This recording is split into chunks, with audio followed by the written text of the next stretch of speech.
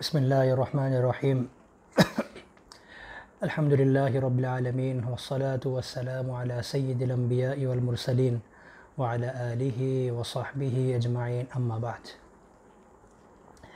محترم سامعین و ناظرین، السلام علیکم ورحمۃ اللہ تعالی وبرکاتہ۔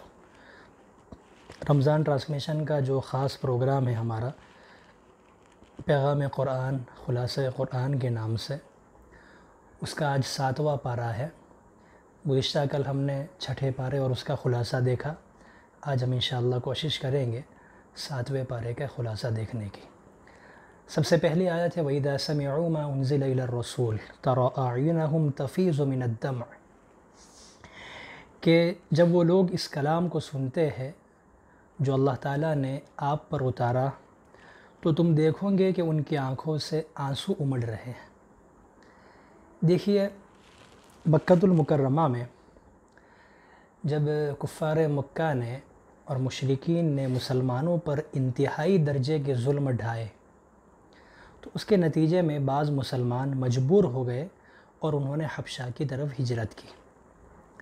جب یہاں سے مسلمانوں کا ایک وفد وہاں ہجرت کر کے چلا گیا، کچھ لوگ، ایک قافلہ جو چند لوگوں پر مشتمل تھا، حبشہ میں چلا گیا، تو یہاں سے مشرکین مکہ نے اور کفار مکہ نے اپنے چند نمائندے وہاں حبشہ بھیجے اور اس کا جو بادشاہ تھا نجاشی نامی، اس کے سامنے وہ گئے اور انہوں نے ان آنے والے مسلمانوں کے بارے میں غلط سلط بادشاہ کے سامنے باتیں کی اور کہا کہ ان کو ہمارے ساتھ واپس کر دو۔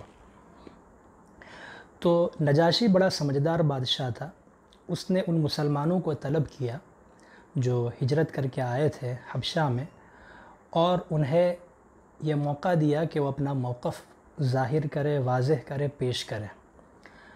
تو اس وقت حضرت جعفر طیار رضی اللہ تعالیٰ عنہ نے بڑی زبردست تقریر کی اور پھر نجاشی نے منع کر دیا مسلمانوں کو بھیجنے کا۔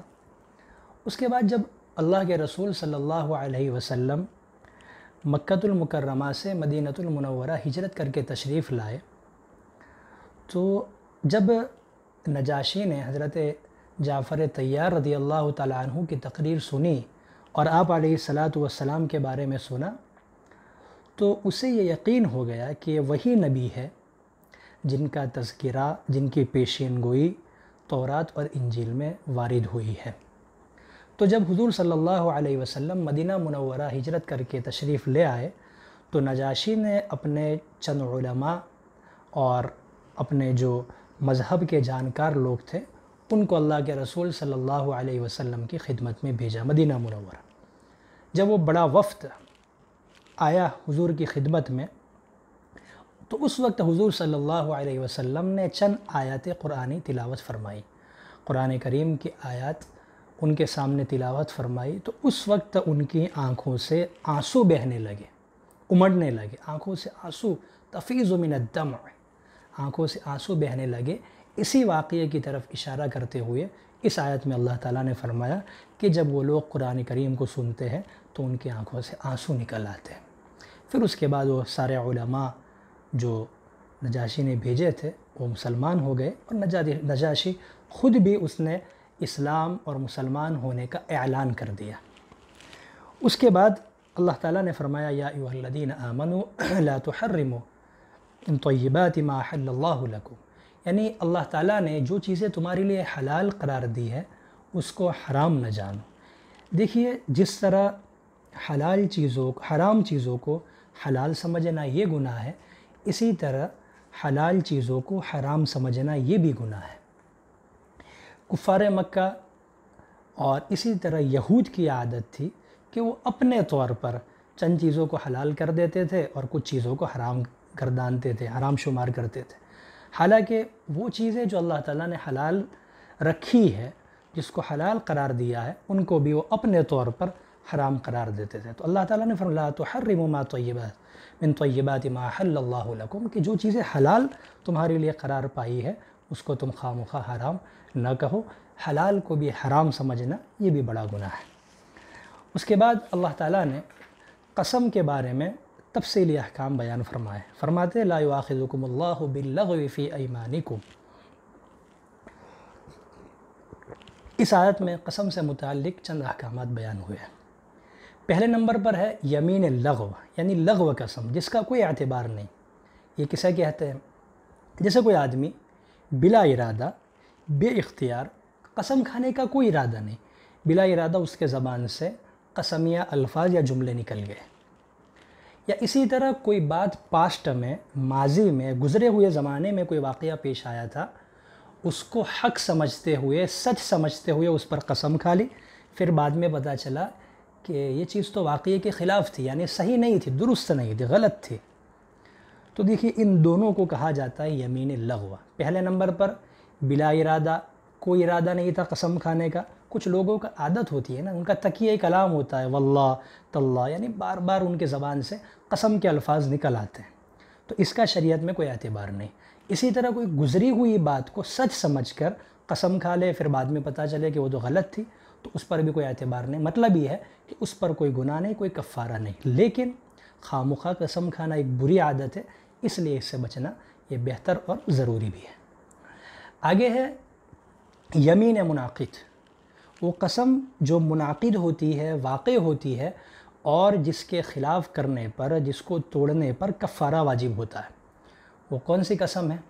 آئندہ زمانے میں، مستقبل میں، فیوچر میں کسی کام کے کرنے یا نہ کرنے پر قسم اٹھائی، پھر اس کے خلاف عمل کر لیا، توڑ دیا، یہ کہا تھا کہ یہ کام نہیں کروں گا، اور پھر اس کے خلاف کام کر دیا، توڑ دیا اس کو، تو اب کفارہ واجب ہوگا۔ کفارہ بھی اسے آیت میں بیان کیا گیا، اس میں 4 چیزیں بتلائی گئی۔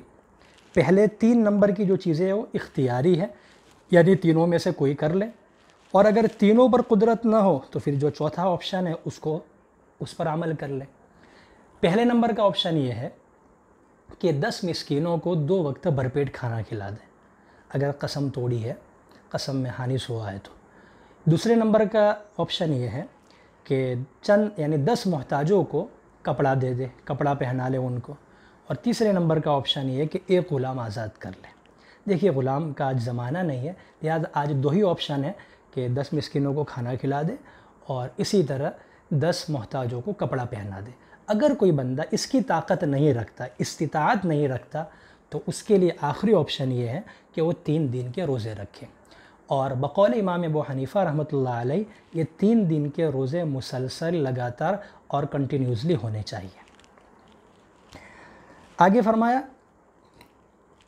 قسم کی حفاظت کرو، یعنی اگر تم نے کسی بات کو بہتر جانتے ہوئے، صحیح جانتے ہوئے قسم اٹھائی ہے اس پر، تو پھر اپنے قسم کی حفاظت کرو، یعنی اس پر قائم رہو، خواہ اس کو توڑو نہیں، ورنہ پھر تمہاری بات کی اہمیت اور وقعت کیا رہ جائے گی۔ تو اس آیت میں اللہ تعالیٰ نے قسم سے متعلق چند احکامات بیان فرمائے۔ آگے فرماتے یا ایھا الذین آمنوا انما الخمر والمیسر والانصاب والازلام رجز من عمل الشیطان فاجتنبوہ لعلکم تفلحون۔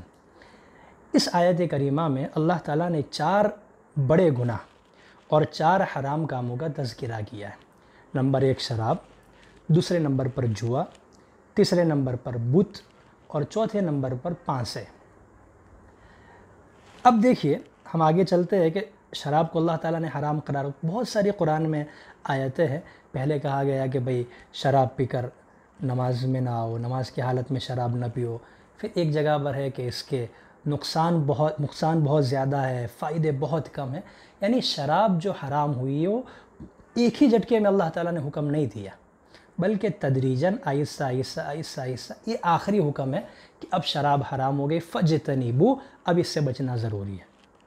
تو پہلے نمبر پر اللہ تعالیٰ نے اس آیت میں جس گناہ کا، جس حرام کام کا ذکر کیا ہے وہ ہے شراب۔ دوسرے نمبر پر ہے جوا، یعنی کسی چیز پر اس طرح رقم لگانا، پیسے لگانا کہ اس کا انجام معلوم نہ ہو، اس کو کہتے ہیں جوا۔ کسی چیز پر اس طرح رقم لگانا کہ اس چیز کا انجام معلوم نہ ہو، تو یہ ہے جوا، اور یہ بھی شریعت میں انتہائی درجے کا برا عمل ہے اور سخت ترین گناہ ہے۔ تیسرے نمبر پر ہے بت، یعنی مورتیاں بنانا، بت بنانا۔ ویسے تو دیکھیے تمام جاندار کے مجسمے، ان کا اسٹیچو بنانا یہ اسلام میں حرام ہے، لیکن خاص کر کے مورتی بنانا، بت بنانا، اس کا گناہ یہ انتہائی درجے کا ہے، کیونکہ یہ اس لیے بنائی جاتی ہے کہ نعوذ باللہ اس کو اللہ کا ہمسر، اللہ کا شریک ٹھہرایا جائے، اور اس سے بڑا گناہ کوئی ہو نہیں سکتا کہ اللہ کے ذات ایسی بتوں اور مورتیوں کو اللہ کا شریک اور پارٹنر قرار دیا جائے۔ چوتھے نمبر پر ہے پانسے۔ دیکھیے اہل عرب کا ایک طریقہ تھا کہ وہ ایک اونٹ خریدتے تھے، سارے جو چند لوگ مل کر جنہوں نے اونٹ خریدا ہے پیسہ سب کا برابر لگا ہوا ہوتا تھا، لیکن جب تقسیم کرنے کی باری آتی تھی گوشت کی تو ایک غیر منصفانہ طریقہ ان کے ہاں رائج تھا کہ وہ پانسے کا مطلب یہ کہ وہ چٹھیاں بناتے تھے، قرآن اندازی کرتے تھے۔ کسی میں لکھا ہوا ہوتا تھا نصف، کسی میں ہوتا تھا ثلث 1/3 ایک تہائی، کسی میں 2 ثلث، اور کسی میں ہوتا تھا کہ کچھ بھی نہیں، محروم۔ اب وہ پانسے اور چٹھیاں اچھالی جاتی تھی، جس کے نام پر جتنا آیا اس کا گوشت اس کو اتنا گوشت ملتا۔ دیکھیے پیسے سب کے برابر ہے اونٹ خریدنے میں، لیکن جب گوشت کی تقسیم کی باری آئی تو اس وقت انصاف کے ساتھ کام نہیں لیا جاتا تھا۔ تو اسی کو اللہ تعالیٰ نے اس سے تعبیر کیا کہ والازلام، یہ بھی بہت بڑا گناہ ہے، اس سے بھی بچنا ضروری ہے۔ آگے اللہ تعالیٰ نے شراب اور جوئے کی حرمت کے وجہ بیان فرمائی کہ کیوں حرام قرار دیا، تو 2 اس کے سبب بیان کیے، اس کے حکمت بیان کی۔ پہلی حکمت یہ ہے کہ اس کی وجہ سے آپس میں دشمنی پیدا ہوتی ہے، اور ظاہر بات ہے کہ ایک شرابی شراب پی کر آتا ہے، اول فول بکتا ہے، جس کی وجہ سے سامنے والے کو برا لگتا ہے، اور پھر آگے چل کر یہ معاملہ بہت بڑھ جاتا ہے۔ اسی طرح جوا کا معاملہ ہے کہ بندہ جب جوا اور سٹہ ہار جاتا ہے یا خود جیت جاتا ہے تو سامنے والا اس کا دشمن بن جاتا ہے، یا یہ ہار جاتا ہے تو یہ سامنے والے کے دشمنی پر اتر آتا ہے۔ تو ایک وجہ تو اللہ تعالیٰ نے یہ بیان فرمائی کہ اس کی وجہ سے آپس میں دشمنیاں پیدا ہوتی ہیں، اور دوسری وجہ یہ بیان فرمائی کہ یہ دونوں چیزیں ایسی ہیں جو اللہ کی ذکر سے، اللہ کی یاد سے غافل کرنے والی ہے۔ آگے فرمایا لا تقتلوا الصید وانتم حرم، کہ تم شکار نہ کرو، کسی جانور کو قتل نہ کرو درا حال یہ کہ تم احرام کی حالت میں ہو، یعنی احرام کی حالت میں شکار کرنے کی اجازت نہیں۔ اگر کسی جانور کو قتل کر دیا، مار دیا احرام کی حالت میں، تو پھر اس کا بدلہ دینا پڑے گا۔ آگے ہے قل لا یستوی الخبیث والطیب ولو اعجبک کثرۃ الخبیث، اے نبی جی آپ فرما دیجئے کہ گندی اور پاکیزہ چیز یہ دونوں برابر نہیں ہو سکتی۔ خبیث اور یہ طیب، پاکیزہ اور گندی چیزیں یہ دونوں برابر نہیں ہو سکتی۔ وَلَوْ أَعْجَبَكَ كَثْرَةُ الْخَبِيثِ، اگرچہ گندی چیزوں کی کثرت تمہیں اچھی لگی۔ دیکھیے دنیا میں بہت مرتبہ ایسا ہوتا ہے کہ کوئی چیز ناپاک ہے، گندی ہے، لیکن اس کا اتنا کثرت سے استعمال ہونے لگتا ہے گویا کہ وہ ایک فیشن کا درجہ قرار پاتا ہے۔ تو مسلمانوں کو متنبہ کیا جا رہا ہے کہ کوئی چیز بہت زیادہ استعمال ہو رہی ہے، کثرت سے استعمال ہو رہی ہے، کثرت سے مستعمل ہے، تو یہ اس بات کی دلیل نہیں ہے کہ وہ اچھی ہے اور تم اسے کھانا شروع کر دو، بلکہ تمہیں دیکھنا یہ ہے کہ اللہ اور اس کے رسول صلی اللہ علیہ وسلم کی ہدایت اس سلسلے میں کیا ہے۔ جیسے کہ آج دیکھیے یورپ کے ممالک میں خنزیر کے کھانے کی کثرت ہے، بہت زیادہ خنزیر کھایا جاتا ہے۔ تو کیا یہ بہت زیادہ لوگ کھاتے اس کی وجہ سے مسلمان بھی کھانا شروع کر دیں گے؟ بالکل نہیں۔ قرآن و حدیث کی تعلیمات ہمیں یہ بتاتی ہے کہ سور کا گوشت حرام ہے، چاہے پوری دنیا اس کے کھانے پر کیوں نہ لگی ہوئی ہو۔ آگے فرمایا لا تسألوا عن اشیاء ان تبد لکم تسؤکم، کہ جن باتوں کی کوئی خاص ضرورت نہ ہو اس کی کھوج میں نہ پڑو۔ اس کے کھوج میں پڑنا ایک فضول سی چیز ہے، اس لیے جن باتوں کی کوئی خاص ضرورت نہ ہو ایسے سوالات بھی نہیں کرنے چاہیے، اور اس کی تلاش میں بھی نہیں پڑنا چاہیے۔ پھر سورہ مائدہ چل رہی ہے۔ سورہ مائدہ کے آخر میں اللہ تعالیٰ نے قیامت اور حضرت عیسیٰ علیہ السلام کا تذکرہ فرمایا۔ دیکھیے اللہ تعالیٰ انبیاء کرام علیہ السلام سے قیامت کے دن پوچھیں گے کہ بتاؤ بھائی، جب تم نے میرا پیغام جو تمہارے اوپر اتارا گیا تھا، میری وحی جو تمہارے اوپر نازل کی گئی تھی، تم نے اپنی امت اور اپنے لوگوں کے سامنے پیش کی تو انہوں نے کیا جواب دیا؟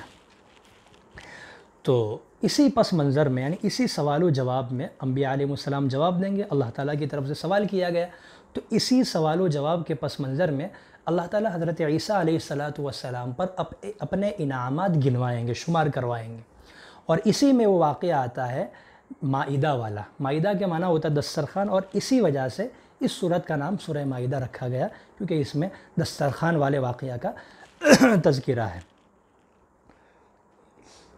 اللہ تعالیٰ فرمائیں گے کہ عیسیٰ علیہ السلام کہ آپ کے چند حواریین نے اور آپ کے اصحاب نے یہ کہا تھا کہ آپ اپنے رب سے یہ درخواست کیجئے کہ وہ ہم پر کوئی آسمانی دسترخوان اتارے جس میں آسمانی اور جنت کی نعمتیں ہوں، ہم نے وہ اتار دی۔ تو اللہ تعالیٰ اپنے بہت سارے احسانات اور انعامات میں ایک انعام یہ بھی گنوائیں گے۔ پھر اللہ تعالیٰ حضرت عیسیٰ علیہ السلام سے پوچھیں گے کہ ذرا بتائیے، کیا تم نے کہا تھا اپنے قوم کو کہ تمہیں اور تمہاری والدہ یعنی حضرت مریم علیہ السلام کو خدا مانا جائے، ان کو اللہ کا ہمسر ٹھہرایا جائے، ان کی بندگی کی جائے؟ تو حضرت عیسیٰ علیہ السلام قیامت کے دن فرمائیں گے کہ اے اللہ، آپ کی ذات تو پاک ہے، میں نے ہرگز ایسا نہیں کہا تھا کہ مجھے آپ کا بیٹا، آپ کا ہمسر قرار دیا جائے، بلکہ میں نے تو اپنے قوم سے یہ کہا تھا کہ اللہ کی بندگی اور اللہ کی عبادت کی جائے۔ تو حضرت عیسیٰ علیہ السلام اپنا بالکل اسٹریٹ فارورڈ سٹیٹمنٹ دے دیں گے کہ میں نے تو ہرگز ایسا نہیں کہا تھا۔ تو اب عیسائی بھائیوں کو یہ سمجھنا چاہیے کہ اللہ کہ حضرت عیسیٰ علیہ السلام خود فرمائیں گے قیامت کے دن، اور انہوں نے دنیا میں بھی یہی کہا کہ میں اللہ کا بندہ رسول ہوں، میری عبادت نہیں کرنی، مجھے خدا نہیں ماننا، خدا اور عبادت جس کی جائے گی وہ اللہ وحدہ لا شریک لہ کی ذات مبارک ہے۔ سامعین، اس کے بعد سورہ انعام شروع ہوتی ہے۔ دیکھیے اس سورت میں بھی ایمانیات پر بہت زور دیا گیا اور بھی اس میں بہت ساری چیزیں ذکر کی گئی۔ اس سورت کے شروع میں جو پہلی آیت ہے اس میں اللہ تعالیٰ فرماتے ہیں کہ تمام تعریفیں اللہ ہی کے لیے ہے جس نے آسمانوں کو اور زمینوں کو پیدا کیا اور تاریکیاں اور روشنی رکھی، یعنی تاریکی کو بھی پیدا کیا اور اجالے اور روشنی کو بھی پیدا فرمایا۔ پھر بھی کافر اپنے رب کا ہمسر اور شریک ٹھہراتے ہیں، پارٹنر ٹھہراتے ہیں۔ وہی ہے جس نے تم کو مٹی سے پیدا فرمایا، یعنی اس آیت میں اللہ تعالیٰ نے اپنی توحید کو بیان کیا کہ اللہ کی ذات تنہا ہے، یکتا ہے، اس کا کوئی شریک اور پارٹنر نہیں ہے۔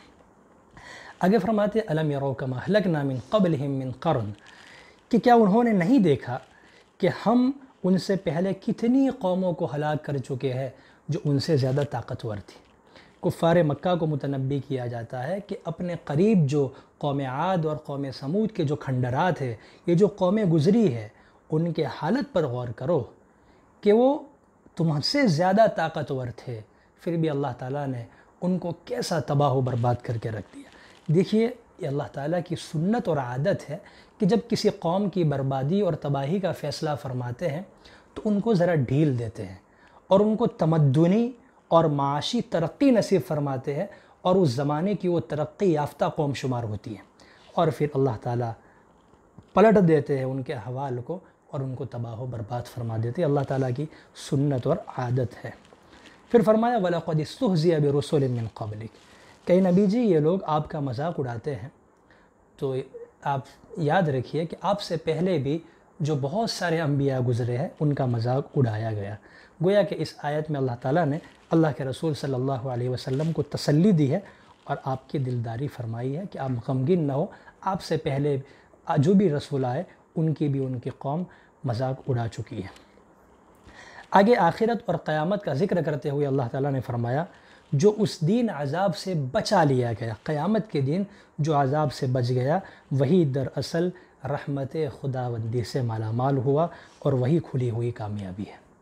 یعنی دیکھیے اللہ تعالیٰ کی رحمتیں تو بے شمار ہیں، ہر آن ہر گھڑی اللہ تعالیٰ کی رحمتیں، برکتیں، انعامات ہم پر نازل ہوتے ہیں، لیکن سب سے بڑا انعام، سب سے بڑی حقیقی کامیابی یہ ہے کہ قیامت کے دن انسان جہنم سے اور عذاب سے بچا لیا جائے اور اس کے بارے میں جنت میں داخلے کا فیصلہ ہو جائے۔ اللہ تعالیٰ ہمارا شمار بھی ان لوگوں میں فرمائے۔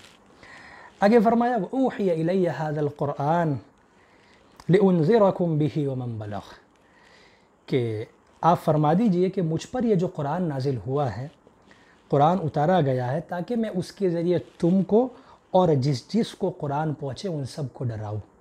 دیکھیے اس سے پتہ چلا کہ قرآن کریم ہادی اور رہبر یہ صرف اس زمانے کے لوگوں کے لیے نہیں تھا جس پر قرآن کریم اتارا گیا، یعنی نزول قرآن کے وقت جو لوگ موجود تھے صرف ان کے لیے قرآن کریم ہادی اور رہبر نہیں ہے، بلکہ قیامت تک آنے والی انسانیت کے لیے یہی کلام، یہی کتاب ہادی اور رہبر ہے، رہنما ہے۔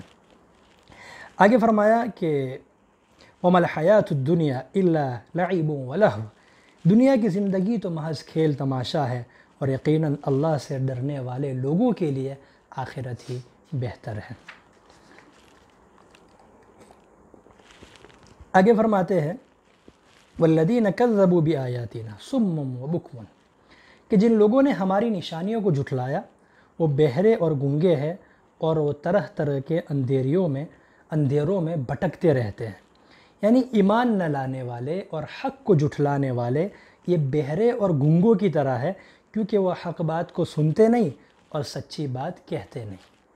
حق بات کو سنتے نہیں، گویا کہ بہرے ہے، اور سچی بات کو وہ کہہ نہیں سکتے کیونکہ وہ گنگے ہیں، گویا کہ وہ گنگے ہیں۔ آگے پھر اللہ تعالیٰ نے انبیاء اور رسول کے بھیجنے کا مقصد بیان فرمایا، وَمَا نُرْسِلُ الْمُرْسَلِينَ إِلَّا مُبَشِّرِينَ وَمُنذِرِينَ، کہ انبیاء اور جو رسول وہ بھیجے جاتے ہیں وہ ایمان لانے والوں کو خوشخبری سناتے ہیں، اور جو منکرین ہیں، جو انکار کرتے ہیں، ان کو اللہ کے عذاب سے اور قیامت کے دن سے ڈراتے ہیں۔ آگے فرمایا وَعِندَهُ مَفَاتِيحُ الْغَيْبِ لَا يَعْلَمُهَا إِلَّا هُ، کہ غیب کی کنجیاں اور چابیاں اللہ ہی کے پاس ہے اور اللہ کے علاوہ کوئی غیب کو نہیں جانتا۔ آگے فرمایا حَتَّى إِذَا جَاءَ أَحَدَكُمُ الْمَوْتُ، کہ جب تمہارے پاس موت کا وقت آتا ہے تو ہمارے بھیجے ہوئے فرشتے اس کو قبض کر لیتے ہیں، روح کو قبضے میں لے لیتے ہیں اور وہ کوتاہی نہیں کرتے۔ دیکھیں اسلام کا تصور یہی ہے کہ جب کسی انسان کے موت کا وقت آتا ہے تو فرشتے اس کی روح قبض کر لیتے ہیں اور اس کے اعمال کے مطابق اس روح کو بلند یا پست جگہ میں بھیج دیا جاتا ہے، جس کا قرآن کریم میں سافلین اور علیین کے نام سے تذکرہ آیا ہے۔ تو پست اور نیچی جگہ، بلند اور پست جگہ میں، نیچی جگہ میں اس کو بھیج دیا جاتا ہے۔ دیکھیں اس میں ان لوگوں کی تردید بھی ہو رہی ہے، ان منکرین کی، جو یہ سمجھتے ہیں کہ جیسے ہی روح الگ ہو جاتی ہے تو انسان کا وجود بالکل ختم ہو جاتا ہے، انسان کی زندگی بالکل ختم ہو جاتا ہے اور جسم اور روح دونوں ہمیشہ کے لیے فنا کر دیے جاتے ہیں۔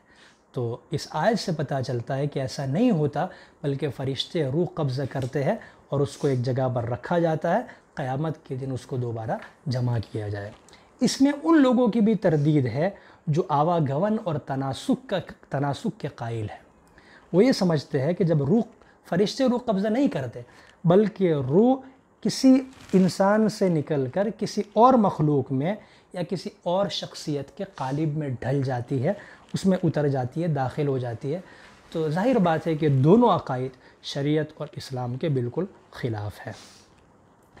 آگے فرمایا کہ دنیا جو ہے یہ تو ایک امتحان کی جگہ ہے، اس لیے یہاں تو کچھ مادی اسباب کام آ جاتے ہیں، ایک انسان یا دوسرے انسان کے بھی کچھ کام آ جاتا ہے، لیکن آخرت کا معاملہ اس کا برعکس ہے، وہاں کوئی چیز، کوئی انسان دوسرے انسان کے بالکل کام نہیں آئے گا، وہاں جو انسان کے جو چیز کام آئے گی وہ ایمان اور اس کے اچھے اعمال کام آئیں گے۔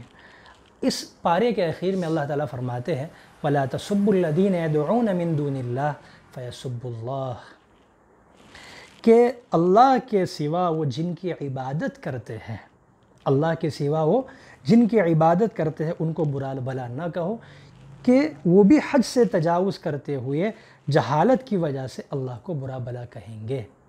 اللہ کے سوا جن لوگوں کو وہ پوچھتے ہیں، مانتے ہیں، ان کو برا بھلا نہ کہو، کہیں ایسا نہ ہو کہ وہ جہالت اور نادانی کی وجہ سے اللہ کو برا بھلا کہنا شروع کر دے۔ اس آیت میں دو چیزیں ہمیں معلوم ہوتی ہے۔ پہلے نمبر پر کہ آخرت میں دیکھیے حق اور باطل کے اعتبار سے ثواب اور عذاب ہوگا، حق ہوگا اس کو ثواب ملے گا، باطل ہوگا اس کو عذاب ہوگا۔ لیکن دنیا میں امن و امان قائم رکھنے کے لیے، باقی رکھنے کے لیے ضروری ہے کہ کسی بھی مذہب کی جو مقدس شخصیتیں ہو ان پر گالی گلوچ نہ کیا جائے، سب و شتم نہ کیا جائے، برا بلا نہ کہا جائے، کیونکہ ان کے جو فالوورز ہیں، ان کے جو ماننے والے ہیں، یہ اس کے ریئیکشن میں آ کر ہنگامہ کریں گے، فساد مچائیں گے، جس کی وجہ سے دنیا کا امن و امان یہ تاراج ہو جائے گا، پامال ہو جائے گا، برباد ہو جائے گا۔ اور دوسری بات اس آیت سے پتہ چلتی ہے کہ جب تم ان کو برا بھلا کہو گے، ان کے مقدس شخصیات کو برا بھلا کہو گے، تو اس کے جواب میں وہ لوگ تمہارے اللہ کو اور اس کے رسول کو بھی برا بھلا کہیں گے۔ تو گویا کہ ایک درجے میں اللہ اور رسول کو برا بھلا کہلانے میں یہ تمہارا بھی ہاتھ ہے کہ جب تم نے ان کو برا بھلا کہا اس کے جواب میں انہوں نے بھی اللہ اور رسول کو نعوذ باللہ گالی گلوچ، نعوذ باللہ اللہ اور اس کے رسول کو بھی برا بھلا کہا، ان پر گالی گلوچ کی۔ تو اس سے اللہ تعالیٰ نے منع فرمایا کہ کسی بھی مقدس شخصیت کے بارے میں برا بھلا نہ کہا جائے، آخرت میں حق اور باطل کے اعتبار سے فیصلہ ہو جائے گا۔ تو محترم سامعین و ناظرین، یہ تھا 7ویں پارے کا مختصر خلاصہ۔ اللہ تعالیٰ جن چیزوں سے اس پارے سے جو چیزیں ہمیں حاصل ہوئی، جو چیزیں معلوم ہوئی، اس پر عمل کرنے کی توفیق عطا فرمائے۔